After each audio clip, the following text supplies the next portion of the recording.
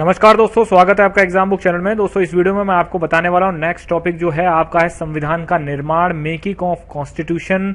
इसमें हम ये पढ़ेंगे कि कॉन्स्टिट्यूशन जब निर्माण हो रहा था मतलब बना कैसे कॉन्स्टिट्यूशन, और इससे कौन कौन से संभावित क्वेश्चन बनते हैं, कौन कौन से एक्सपेक्टेड जो मतलब क्वेश्चन आ सकते हैं आपके, वो चीजें बताऊंगा। इसमें मैं टॉपिक में कवर क्या क्या चीजें करूंगा। सबसे पहले तो आपका सबक कवर करूंगा संविधान सभा का गठन कैसे हुआ, गठन मतलब वो बनी कैसे, ठीक है। संविधान का कार्यप्रणाली क्या थी, मतलब उसको काम क्या करती थी वो। संविधान सभा की समितियां कौन सी थी, मतलब कुछ ना कुछ समितियां बनाई गई होंगी ना, कुछ ना कुछ आपके जो है कमेटी बनाई गई होंगी जो कि संविधान सभा का काम करती होंगी। और फिर था संविधान का प्रभाव में आना। ये सारे चीजें टॉपिक जो है वो मैं आपको इस वीडियो में बताऊंगा। चलिए सबसे पहले देखते हैं हम संविधान सभा का गठन, ठीक है दोस्तों। इसको ध्यान से आप पढ़ते रहेंगे, इसको समझते रहेंगे और आपका जो है कल्याण इसी सब चीजों में हो जाएगा। ज्यादा इधर उधर मत भागिए, मैं आपसे बार बार कह रहा हूं। आप जो है बहुत सीरियस कैंडिडेट्स हैं, तो इसलिए अपने स्मार्टनेस को आप बढ़ाइए। तो सबसे पहला पॉइंट है वो क्या कह रहा है, संविधान सभा के गठन का पहला विचार। पहला विचार मतलब किसके मन में पहला विचार आया था, किसने कहा था कि एक संविधान सभा भी होना चाहिए, तो वो कहा था एम.एन. रॉय ने, ठीक है। एम.एन. रॉय ने कब कहा था, 1934 में ये बात कही थी, ठीक है। फिर नेक्स्ट पॉइंट क्या कह रहा है, नेक्स्ट पॉइंट कह रहा है कि कांग्रेस ने पहली संविधान सभा के गठन की मांग रखी। अब ये था कि कांग्रेस ने कब मांग रखी, ठीक है ना। अभी तक तो था कि पहला विचार किसने दिया, वो था एम.एन. रॉय। फिर तक कि कांग्रेस, बाकायदा कांग्रेस ने पहली बार संविधान सभा के गठन की मांग रखी थी 1935 में, ठीक है। संविधान सभा का गठन किसके द्वारा हुआ, वो कौन से मिशन के द्वारा हुआ।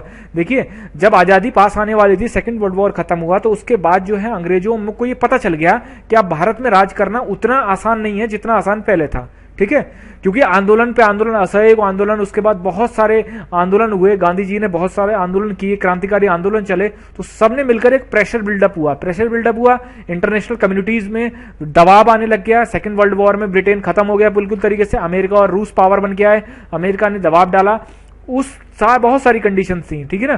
तो उन कंडीशन के बाद जो है बहुत सारे मिशन आने लग गए। मिशन का मतलब ये था कि जब मैं आपको हिस्ट्री में बताऊंगा वो सब मिशन में कौन कौन सी बातें थी, उसमें यह था कि मतलब ब्रिटिशर्स ने आजादी देने से पहले हमसे थोड़ी थोड़ी मतलब हल्की हल्की छूट देनी शुरू कर दी थी कि ठीक है भाई, जैसे कहते हैं ना कि हम जब किसी शोरूम में जाते हैं तो हम कहते हैं कि ठीक है भाई ये लैपटॉप ले रहे हैं हम, लैपटॉप के साथ साथ आपको क्या मिलेगा, तो वो कहता है कि सर आपको एक पेन ड्राइव मिल जाएगी, सर आपको एक वायरलेस माउस मिल जाएगा। इस तरीके से ही क्या करा कि उन्होंने हमारे साथ डील अप करना शुरू कर दिया, ठीक। तो उसमें सबसे लास्ट जो मिशन आया था वो था कैबिनेट मिशन। तो संविधान सभा का जो गठन हुआ है, संविधान सभा जो बनी है वो किसकी सिफारिशों पे बनी है, कैबिनेट मिशन ने जो सिफारिश करी थी उनके आधार पर ही संविधान सभा का गठन कर दिया गया था, ठीक है। फिर आपका नेक्स्ट पॉइंट है संविधान सभा में कुल सीटें की संख्या कितनी थी, टोटल सीट कितनी थी उसमें, तो 389 सीट्स थी उसमें, ठीक। फिर है प्रत्येक, हाँ एक चीज और क्वेश्चन ये पूछा जाता है कि देखिए इसकी हर लाइन में क्वेश्चन बनता है, मैं आपसे बार बार ये चीज कहूं, हर लाइन में इसमें क्वेश्चन है। जैसे वो क्वेश्चन पूछ लेगा कि संविधान सभा में जब जो सीट थी, प्रत्येक सीट मतलब हर एक सीट पर कितने लोगों की जनसंख्या होनी चाहिए थी, तो दोस्तों 10 लाख पर एक सीट का आवंटित करी गई थी, 10 लाख पर एक सीट अलॉट करी गई थी, ठीक है। तो ये क्वेश्चन आपका कई बार आया है। नेक्स्ट है आपका प्रत्येक सीट पर चुनाव प्रांतीय असेंबली में होना था। प्रांतीय असेंबली का मतलब ये होता है कि जो प्रांत थे, जो एक तरीके से ऐसे समझ लिया आज के टाइम के जो स्टेट्स थे वो ब्रिटिश काल में, जैसे कि आपका मद्रास था, मुंबई था, बंगाल था, है इस टाइप की जो प्रांतीय असेंबलियां थी वहां पर, जैसे हमारे यहाँ अभी स्टेट्स में क्या होता है विधानसभाएं होती हैं, उस टाइम पे जो है प्रांतीय असेंबली थी, ठीक, कि प्रोविंशियल असेंबलीज थी उस टाइम पे, तो उनमें उनका चुनाव होना था। मतलब संविधान सभा में जो चुनाव होना था वो डायरेक्ट नहीं हुआ है, ठीक है। जैसे क्वेश्चन आ जाता है कि अगर स्टेटमेंट में ये दे देगा कि संविधान सभा का चुनाव डायरेक्ट अप्रत्यक्ष रूप से हुआ है, तो बिल्कुल गलत स्टेटमेंट है। पर संविधान सभा का जो निर्माण था वो हमें जो प्रत्येक सदस्य जो था अप्रत्यक्ष रूप से चुन के आया था। मतलब सबसे पहले क्या हुआ कि जो सबसे बिल्कुल लोअर लेवल पे थे वो वहां से लोग प्रांतीय असेंबली में आए, फिर प्रांतीय असेंबली ने लोगों को चुन चुन कर जो है संविधान सभा में भेजा। डायरेक्ट संविधान सभा में कोई नहीं आया है, इस चीज को आप ध्यान रखना। नेक्स्ट है आपका सदस्यों के चुनाव की पद्धति, ठीक। मैं आपसे क्यों कहता हूं, मैं आपको वीडियो के साथ साथ नोट्स क्यों देता हूं, मैं इसलिए देता हूं क्योंकि वीडियो में पढ़ाते समय कुछ कुछ चीजें मैं ऐसी बोल जाता हूं जो हो सकता है मैंने इसमें ना लिखी हूं, लेकिन आपको वो ध्यान रखनी चाहिए, समझानी चाहिए। कुछ कुछ मैं आपको एग्जाम्पल से ऐसा समझा सकता हूं जिससे कि आप जिंदगी में ना भूलें उसको। इसीलिए मैं कहता हूं कि ये वीडियोज आप जरूर देखें, नोट्स को सिर्फ अपने तक सीमित रखें, ठीक। एकल संक्रमणीय मत के माध्यम से समानुपातिक प्रतिनिधित्व के माध्यम से हुआ था। मतलब क्या है, सदस्यों का जो चुनाव था संविधान सभा में, जो मेंबर्स थे उनका चुनाव किससे हुआ था, तो ये एक मत प्रणाली थी। इसके बारे में मैं आपको आगे बताऊंगा, क्योंकि आज भी ये मत प्रणाली जो है ये आपका जो है ये आपके राष्ट्रपति के चुनाव, उपराष्ट्रपति के चुनाव, इनमें आज भी लागू होती है। तो मैं आपको उसमें उस समय में डिटेल में ये चीज बताऊंगा। अभी आपको सिर्फ ये समझना है कि समानुपातिक प्रतिनिधित्व प्रणाली थी ये, ठीक है, ये आपको समझना है। फिर नेक्स्ट है संविधान सभा आंशिक रूप से चुनी हुई थी और आंशिक रूप से नामांकित थी। ये इतनी बार क्वेश्चन आया है कि जिसकी जो आप सोच भी नहीं सकते हो। जैसे क्वेश्चन ये पूछ देता है कि संविधान सभा आंशिक रूप से चुनी हुई थी, बिल्कुल गलत, उसमें आंशिक नामांकित भी थी। अब आंशिक रूप से, जैसे मैंने आपको बताया कि प्रोविंशियल जो असेंबलीज थी, प्रांतीय जो असेंबलीज थी, प्रांतीय, वहां से तो आंशिक रूप से चुनकर आ रहे थे लोग। आंशिक रूप से मतलब सीधे सीधे आपका जो पहले प्रांतीय असेंबली में चुने गए, फिर वहां से चुने गए, ठीक है। लेकिन आंशिक रूप से नामांकित, नामांकित का क्या मतलब होता है, जो आपका वो थे रजवाड़े थे, ठीक है ना, जो आपके रजवाड़े थे वो भी चुनकर वो अपने प्रतिनिधित्व भेजते थे, मतलब अपने अपने कुछ लोगों को भेजते थे, उनके लिए वो चुनाव नहीं करते थे, ठीक है। रजवाड़ों को आपका जो है वो उनको जो भी पता चल जाता, राजा महाराजाओं को उनको ये लगा कि नहीं असेंबली में हमारा ये बंदा होना चाहिए, ठीक है, भेज दो इसे, मतलब कोई चुनाव नहीं हुए। तो ये दो तरीके से बनी हुई थी। इसमें आंशिक रूप से जो थी उसमें चुनाव हुआ था और नामांकित रूप से भी ये चुनी हुई थी, इसमें नामांकित रूप से भी लोग थे। फिर संविधान सभा में कांग्रेस को 208 सीटें प्राप्त हुई थी, ठीक। मैंने आपको बताया कि 389 सीट्स थी उसमें, 389 में आपको जो है कांग्रेस को 208 सीटें प्राप्त हुई थी, ठीक है। फिर नेक्स्ट है संविधान सभा का चुनाव वयस्क मताधिकार द्वारा प्रत्यक्ष रूप से नहीं हुआ था, नहीं हुआ था, यह चीज ध्यान रखना। यही स्टेटमेंट उठा के दे सकता है। मैं बता रहा हूं आपको, जब पेपर आए तो पेपर में ए और बी दो स्टेटमेंट होते हैं, उसमें एक चीज ध्यान रखना, जब पेपर स्टेटमेंट पढ़ते समय नहीं वर्ड, ये नहीं वर्ड इतना खतरनाक है, इतना खतरनाक है, अगर इसको आपने अगर चूक गए तो ये पूरा क्वेश्चन गलत कर देता है। जैसे मान लीजिए आ जाए कि संविधान सभा का चुनाव वयस्क मताधिकार द्वारा प्रत्यक्ष रूप से नहीं हुआ था, तो ये स्टेटमेंट बिल्कुल सही है, ठीक है। लेकिन आप क्या करेंगे जल्दबाजी में, अच्छा संविधान सभा का चुनाव वयस्क मताधिकार द्वारा प्रत्यक्ष रूप से, बस इतना पढ़ेंगे, उसके बाद नहीं ये तो गलत है, गलत है स्टेटमेंट, बिल्कुल गलत है, प्रत्यक्ष रूप से तो हुआ ही नहीं था। वो यही कह रहा है कि नहीं हुआ था, मतलब वयस्क मताधिकार का मतलब होता है कि एडल्ट लोग जो होते हैं, 18 से प्लस साल के जो बच्चे लोग होते हैं, उन्होंने नहीं भरा, और दूसरा प्रत्यक्ष रूप से नहीं हुआ था, डायरेक्ट वोट नहीं पड़े थे। फिर देखते हैं संविधान की कार्यप्रणाली। कार्यप्रणाली क्या थी, संविधान सभा की पहली बैठक कब हुई, 9 दिसंबर 1946, ठीक है। संविधान सभा का अस्थायी अध्यक्ष कौन बनाए गए, सचिदानंद सिन्हा को बनाया गया था। संविधान सभा का स्थायी अध्यक्ष कौन थे, राजेंद्र प्रसाद थे। सभा के स्थायी उपाध्यक्ष कौन थे, एच.सी. मुखर्जी, ठीक है। संविधान सभा के संवैधानिक सलाहकार कौन थे, बी.एन. रॉय। नेहरू द्वारा उद्देश्य प्रस्ताव पेश किया गया 13 दिसंबर 1946 को, ठीक है। ये जो नेहरू द्वारा उद्देश्य प्रस्ताव प्राप्त किया गया था, ये पेश किया गया था, इसमें क्या था, जो नेहरू द्वारा जो उद्देश्य प्रस्ताव जो पेश किया गया था, आगे चल के वही प्रेम्बियल बन जाता है, जिसको हम प्रस्तावना बोलते हैं, है ना। तो ये क्वेश्चन आया हुआ कि नेहरू द्वारा उद्देश्य प्रस्ताव कब पेश किया गया था, वो थे 13 दिसंबर 1946 को, ठीक है। और उद्देश्य प्रस्ताव को स्वीकार कब कर लिया गया, भाई इन्होंने तो पेश कर दिया, लेकिन स्वीकार कब कर लिया गया, 22 जनवरी 1947 को, ठीक है। 22 जनवरी 1947 को जो है उसको स्वीकार कर लिया गया, संविधान सभा ने उसको स्वीकार कर लिया। हर लाइन में क्वेश्चन बन रहा है, इसीलिए आप ध्यान से इसको पढ़ना।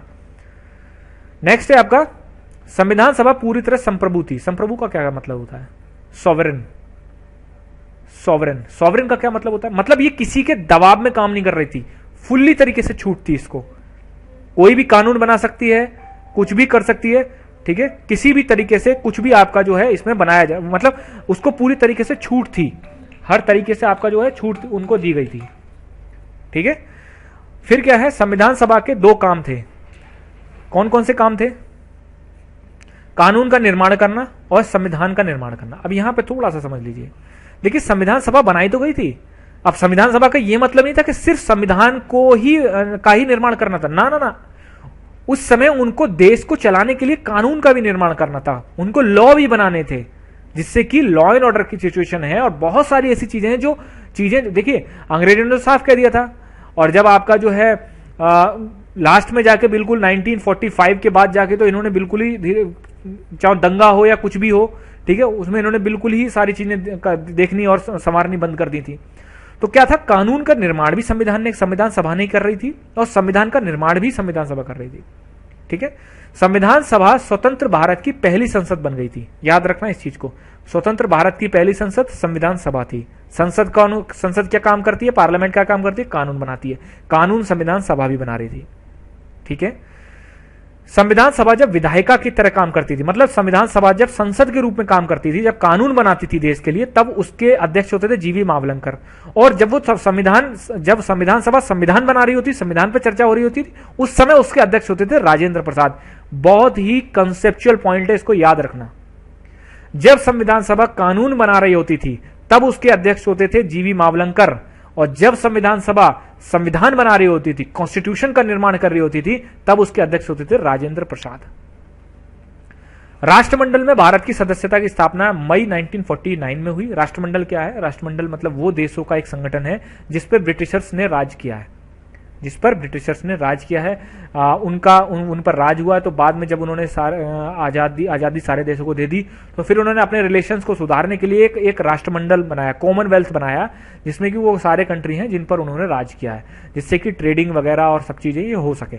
ठीक है, राष्ट्रमंडल का मतलब ये नहीं है कि वो कंट्री सॉवरेन नहीं है, वो सॉवरेन है कंट्री। उसके बाद है, नेक्स्ट है आपका, संविधान सभा द्वारा राष्ट्रीय ध्वज को कब अपनाया गया। अब यहां से आपका थोड़े से फैक्चुअल शुरू हो जाते हैं, और ये क्वेश्चन एक बार नहीं आया है, कम से कम 1000 टाइम आया है। ठीक है, संविधान सभा द्वारा राष्ट्रीय ध्वज को अपनाया गया 22 जुलाई 1947 को। राष्ट्रीय ध्वज जो आपको झंडा दिखता है। राष्ट्रीय गान और राष्ट्रीय गीत में अंतर है। राष्ट्रीय गान को अपनाया गया 24 जनवरी 1950, राष्ट्रीय गीत को भी 24 जनवरी 1950 को अपनाया गया। पहला राष्ट्रपति कौन थे, राजेंद्र प्रसाद थे। संविधान बनने में कुल समय कितना लगा, 11 बैठक हुई हैं इसकी टोटल, 2 साल 11 महीने और 18 दिन इनको टोटल लगे हैं। संविधान सभा की अंतिम बैठक 24 जनवरी 1950। यहां बच्चे 26 जनवरी 1950 में गलती कर बैठते हैं, ये गलती मत करना। अंतिम बैठक 24 जनवरी को ही है, 26 जनवरी 1950 को तो लागू हुआ है। अब थोड़ा समितियों के बारे में बात करते हैं। समितियां मतलब क्या होता है, कमेटी क्या काम करती है। देखिए, काम बहुत ज्यादा होता है। अब आप ये कहेंगे, देखिए ये 11 बैठक में संविधान बन गया, लेकिन इसके पीछे क्या कौन काम, वो ये कमेटी काम कर रही थी, इसके पीछे हर दिन काम करती थी। ये कमेटी बनाई इसलिए जाती है कि जब कोई बड़ा डॉक्यूमेंट होता है, जब कुछ होता है, तो उस पर छोटी छोटी चीजों पर वार्ता करने के लिए संसद के पास इतना टाइम नहीं होता है। उनको संसद को पिन पॉइंट चीजें चाहिए होती हैं, उन पर वो चर्चा करते हैं, लेकिन उसके पीछे जो है बैकग्राउंड में कमिटीज काम करती हैं। 8 बड़ी समितियां थी और छोटी समितियां अनेक थी। मेनली 8 बड़ी समितियां थी। प्रमुख समितियां कौन कौन सी थी, संघ शक्ति समिति और संघीय संविधान समिति के अध्यक्ष जो थे वो थे जवाहरलाल नेहरू। संघ शक्ति का मतलब होता है कि जो संघ को देख रहे थे, ठीक है ना, और संघीय संविधान, ठीक है, फेडरल जो कॉन्स्टिट्यूशन था उसकी समिति जो थी उसके अध्यक्ष थे आपके जवाहरलाल नेहरू। प्रांतीय संविधान मतलब जो आपका प्रांतों के लिए, स्टेट्स के लिए संविधान समिति थी, और मौलिक अधिकार, फंडामेंटल राइट्स, अल्पसंख्यक मामलों की समिति, ठीक है, अल्पसंख्यक मामलों की जो समिति थी उसके अध्यक्ष थे आपके सरदार पटेल। ठीक है, प्रारूप समिति के सभी अध्यक्ष कौन थे, ये सबको रटा हुआ होगा, डॉक्टर भीमराव अम्बेडकर। नियम समिति, अब यहां से समझ लीजिए, जैसे नियम कौन बनाता है, संचालन कौन करता है। संचालन मतलब होता है कि जैसे संसद में जो संचालन किया जाता है ना, कि ये चीज आप यहां बोलिए, इस समय ऐसे बोलिए, आप बैठ जाइए, तो ये कौन होता है, नियम और संचालन कौन करेगा, जो है उसका अध्यक्ष होगा। तो राजेंद्र प्रसाद जो थे संविधान सभा के अध्यक्ष थे, इसीलिए वो नियम और संचालन बनाते थे। राज्यों के लिए समिति, राज्यों से समझौता करने वाली समिति जो थी उसके अध्यक्ष थे आपके जवाहरलाल नेहरू। कार्य संचालन समिति के.एम. मुंशी इसके अध्यक्ष थे। राष्ट्रीय ध्वज संबंधी समिति, इसको झंडा समिति भी बोला जाता है, झंडा समिति, ठीक है। झंडा समिति के अध्यक्ष थे आपके राजेंद्र प्रसाद, और सर्वोच्च न्यायालय संबंधी समिति के अध्यक्ष थे एच वर्दाचार्यार जो थे इसके अध्यक्ष थे। ठीक है, आपको नोट्स मिल जाएंगे, थोड़ा फैक्चुअल है ये, लेकिन आपको ये चीज आनी चाहिए क्योंकि क्वेश्चन है। 2.5 नंबर आपके, अगर आपने ये कर लिया तो 2.5 नंबर कहीं नहीं जा रहे आपके। कुछ महत्वपूर्ण तथ्य देख लेते हैं, क्या है। संविधान के अंतिम प्रारूप पेश किया गया। अंतिम प्रारूप का मतलब जो फाइनल बन के तैयार हो गया उसका पेश करने के लिए, बिल्कुल लास्ट का जो फाइनल जो होता है उसको पेश करने के लिए कब, 4 नवंबर 1949 को बी.आर. अम्बेडकर ने पेश किया था। संविधान को अपनाया गया और स्वयं को संविधान सौंप दिया गया, मतलब संविधान को अपना लिया गया और स्वयं को खुद को संविधान सौंप दिया गया कब? 26 जनवरी 1949। यही डेट जो है प्रीएम्बल पे भी पड़ी हुई है। प्रीएम्बल का मतलब प्रस्तावना, यही डेट प्रस्तावना पे भी पड़ी हुई है। मूल संविधान में कितने भाग थे? 22 भाग थे, अनुसूचियां और अनुच्छेद थे। ठीक है। फिर है आपका संविधान सभा में सर्वाधिक सदस्यों की संख्या संयुक्त प्रांत, जिसको आज यूपी बोलते हैं, वो थी 55 और मद्रास में थी 49। ठीक है, मद्रास में आपकी थी 49। फिर आपका भारत के संविधान के पिता और आधुनिक मनु की संख्या किसको दी गई है? वो है B.R. अम्बेडकर को दी गई है। भारत के संविधान के पिता और आधुनिक मनु, ये B.R. अम्बेडकर को इसकी संज्ञा दी गई है। ये क्वेश्चन बहुत ज्यादा आता है आपका। ठीक है, ये हो गया आपका। अच्छा, इसमें जैसे 395 अनुच्छेद थे इसमें टोटल, जब संविधान बना था उस टाइम पे 395। आगे बढ़ते हैं। संविधान के शेष भाग कब लागू हुआ? वो हुआ 26 जनवरी 1950 को, और संविधान की शुरुआत का दिन और लागू होने का दिन जो है वो 26 जनवरी 1950 है। देखिए ये वर्ड्स में खेल जाता है थोड़ा, शुरुआत का दिन लिख देगा, लागू होने का दिन लिख देगा। ठीक है, स्वयं को सौंपा कब, ये लिख देगा। संविधान ही कांग्रेस है और कांग्रेस ही संविधान है, किसने कहा था? ग्रेनविल ऑस्टिन ने कहा था, क्योंकि संविधान सभा में सबसे ज्यादा सदस्य कांग्रेस के थे, इसीलिए ग्रेनविल ऑस्टिन ने कहा था कि संविधान ही कांग्रेस है, सभा ही कांग्रेस है और कांग्रेस ही भारत है। यह आपका ग्रेनविल ऑस्टिन ने कहा था। संविधान सभा की अंतिम बैठक हुई है 24 जनवरी 1950 को। ठीक है, तो दोस्तों ये हो गया आपका टॉपिक कंप्लीट। इसमें आप इसको अच्छे से समझ लीजिए, इसको अच्छे से याद कर लीजिए। मैं धीरे धीरे आपको टॉपिक देता रहूंगा।